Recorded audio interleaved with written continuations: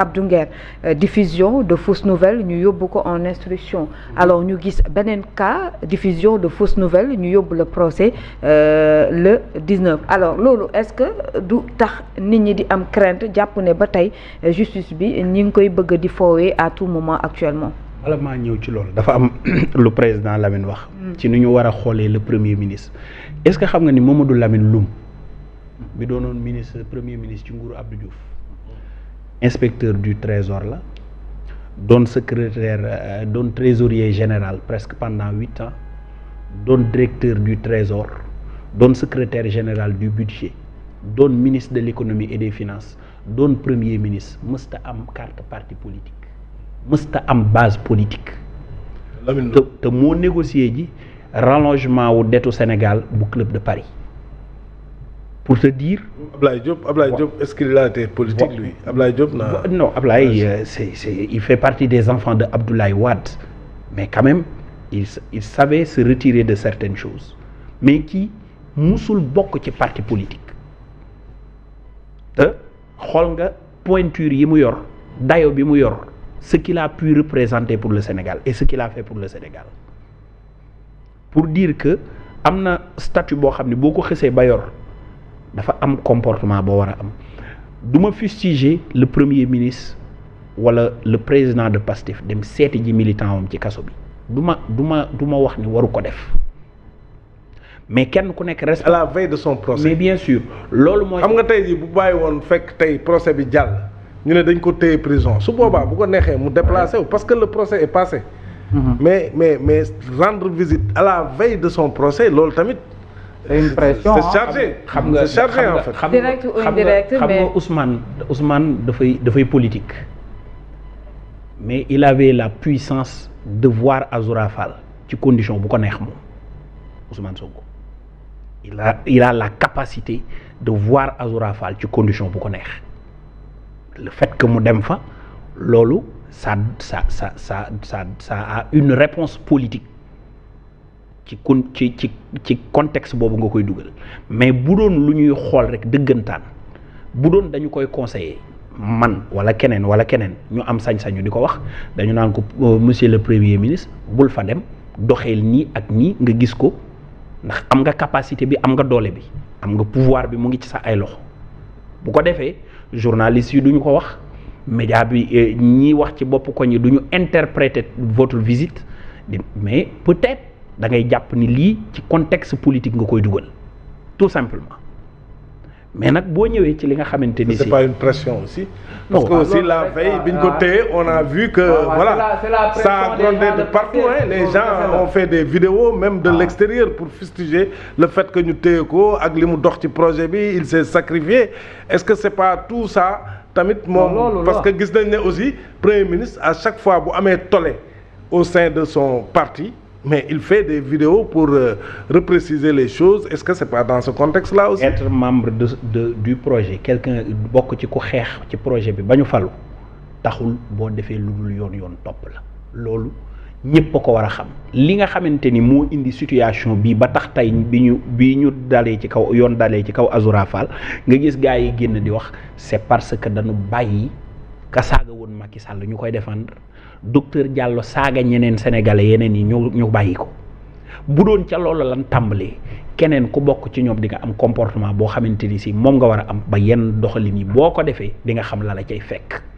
la justice elle est là pour tout le monde le président Bassirou Diomaye Diakhar Faye n'est pas au-dessus de la loi au Sénégal ci suñu constitution ni ñu ko tëralee dañu naan nul n'est au-dessus de la loi c'est différent des pays anglo-saxons yi nga xamante ni si nit yi ñoom li nga xam ne noonu la ñuy taxawee ci di defar yoon moo tax ñu bàyyi nit ñi féete kaw yoon donte yoon daf leen di dab dafa am nu ñuy tëddee mais ñun ci suñu réew yi ak ñi hérité de l'administration française nul n'est au-dessus de la loi même le président de la République loolu nag ñoom war nañu koo xam bu nu ko xamul woon ñu fàttali leen ko moo tax ma ne la visite du premier ministre da nga koy dugal ci contexte politique mais bu doon en tant que premier ministre rek bu taxaw ñi ko war a conseiller ko wala it mu xam te xam na ko sax dayo bi mu yor ak pouvoir bi mu yor mën naa gis Azoura Fall ci lu dul dox dem ca kaso ba seeti ji ko ba tax interprétation yi di ci bari di entacher la démarche de la justice parce que tey dem bi mu fa dem ku ne mën nga koo interpréter ni dem bi mu fa dem moo tax tey jii nii bu ñu joxee dogal bi procureur nu mu tuddati li ñuy xaar ci moom du ko def ci rejeter loolu noonu du ko def day banque ay yoxoom ndax danaan premier ministre mi taxawoon ni ministre de la justice autorité politique la lu ma ko sant moom lay def moo ñëw seet si kii te kii day ab jege ñaaleem comme décision bii joxe nañ ko naa bàyyi loolu mu jàll interprétation yi mën na ci bari mais réponse politique la boo xamante ni mën nga jàpp ni daf koo jox ñoñam su dee été nag quelqu'un qui j'ai pas compris maanaam dem bi mu fa dem. ban réponse politique bu mu jox waa këram ci li nga doon wax naan génn yu bari yi gars yi wax yi nga xamante ni si moom lañ doon wax waa Pastef yi dem bi mu fa dem ñoom lay tontu ca loolu ci li ngay jàpp ci wàllu politique. mais le problème c'est qu'on peut pas diriger le pays selon les humeurs des gens waaw ñoo xam ne nii ñoo xam ne ni ñoo bokk ak yow parti saa bu ñu yuuxoo nommé nañ fi xaw ma kan Samba Ndiaye. Samba xëy de Samba warul xëy Samba xëy. Samba xëy de ba tey xëyul de. li ñuy wax c'est plus important que ce que dit le président de la République wala ce que fait le président de la République mais ça c'est grave. On ne peut pas diriger un pays selon les humeurs des gens de son parti. loolu c'est extrêmement grave moo tax ma ne il faut être au-dessus de tout ça. bu fekkee ni yow da nga bëgg a diriger dëkk bi il faut être au-dessus de la mêlée fii ñu bëgg a diriger yëpp même loolu laa doon ma ne même yonent bi ba muy diriger am na loo xam ne nii personnel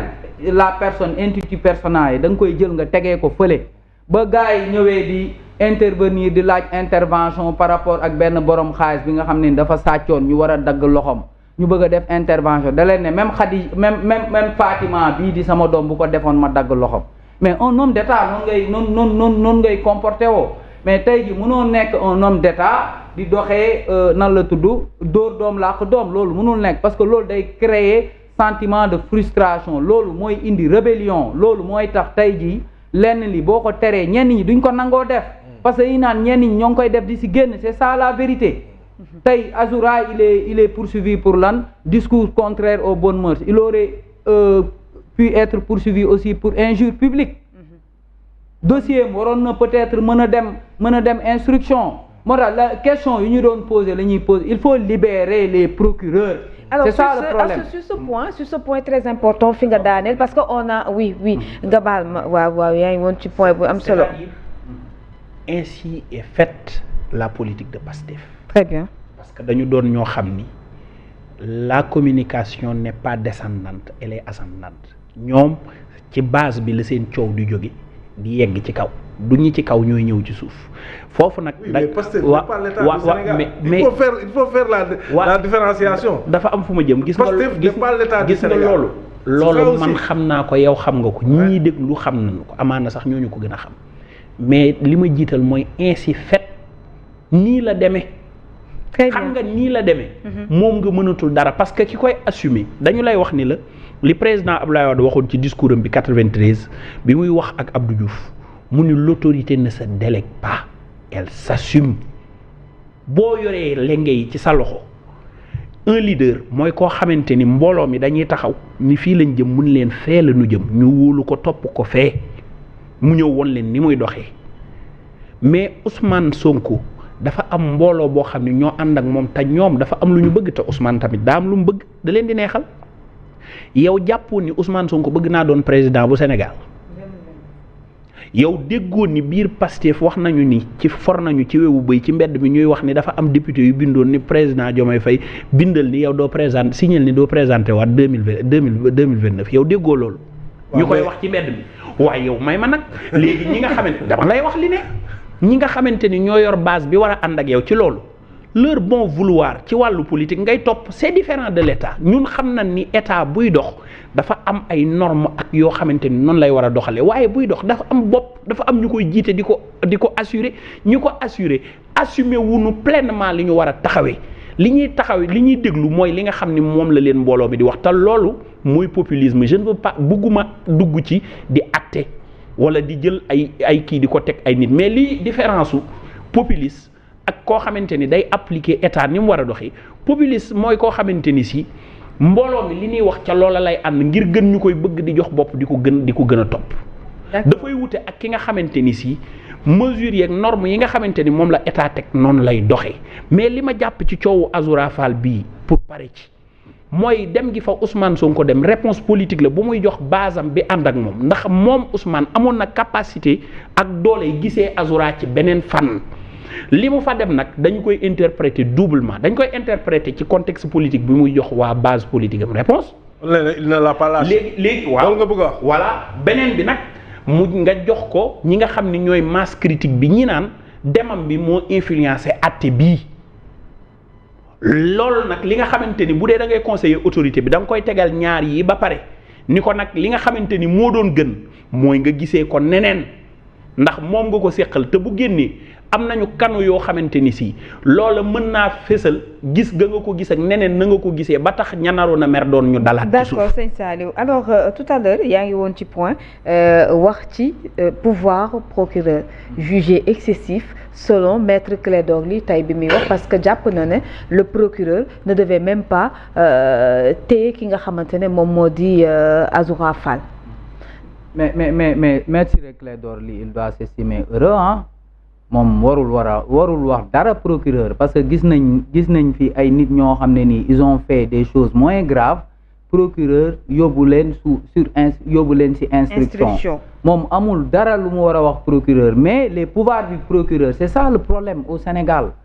tant que procureur il faut libérer le procureur je pense que tey jii débat bi Sénégal foofu lañ ko war a accès c'est ça fait partie des 10 recommandations issues des assises de la justice mooy tey jii parce que tey un premier ministre bu taxaw ne le ministre de la justice man maay seen kilifa li ma leen wax dañ koy def léegi ministre de la justice mooy kilifa procureur yi mais procureur yooyu tey jii bu fekkee ni yow bëgg nga leen jàppale mooy procureur yooyu il faut nga couper le cordon ombilical qui lie ces procureurs là ak le ministère de la justice kon bu boobaa procureur amatul benn pression boo xam ne nii day nekk ci moom parce qu'il sera libre comme les juges du siège parce que ñoom ce sont les magistrats debout je pense que fondamentalement le problème se situe à ce niveau te tamit le pouvoir du procureur la moo taxoon ñu wax le juge des libertés parce que tey jii nii le procureur am na yenn charge yoo xam ne nii bu ko viser tey quand il demande le mandat de dépôt c'est obligatoire mënoo ci dara ko ko doon wax dans le cadre du dossier Abdou Nguer article 255 bu ko procureur visé bu fekkee ni il requiert le mandat de dépôt le juge il est tenu de le faire hein parce que loolu la yoon tëral ak yeneen i article léegi procureur boobu noonu nga xam ne des fois tamit moom il a la possibilité tey comme nga